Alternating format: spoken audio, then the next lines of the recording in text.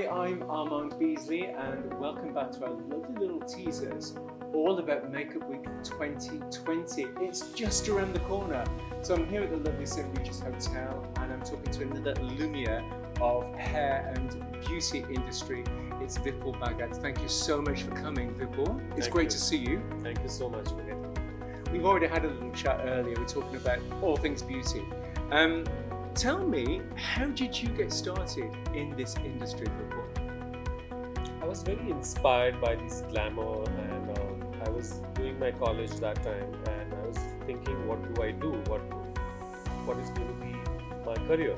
And there I meet one of my guru, I call him Makeover Artists, and I said, can I come and assist you for a while? I want to see what you do. So he says, I paint faces. I said, what do you do? So I need to understand before I get into it.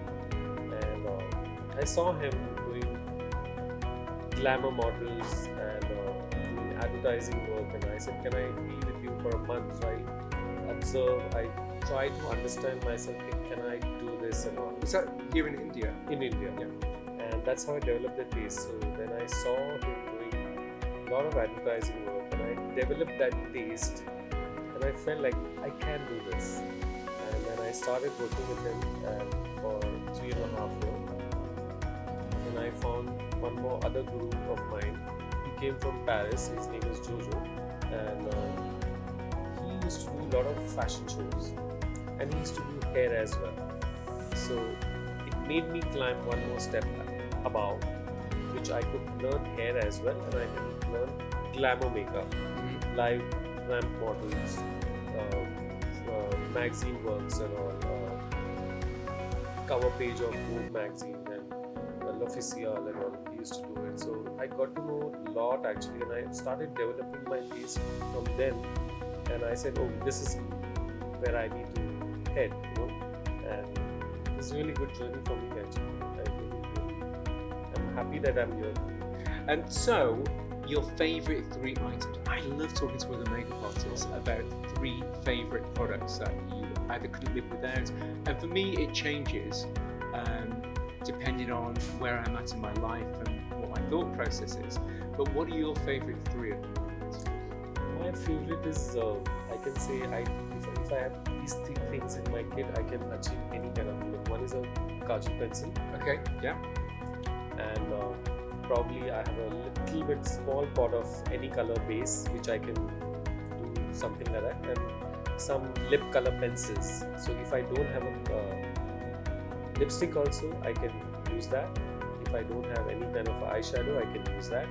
If I don't have any blush also, I can use my lip pencils, colorful. So, and it stays very well because it doesn't spoil. So I'm quite happy with that.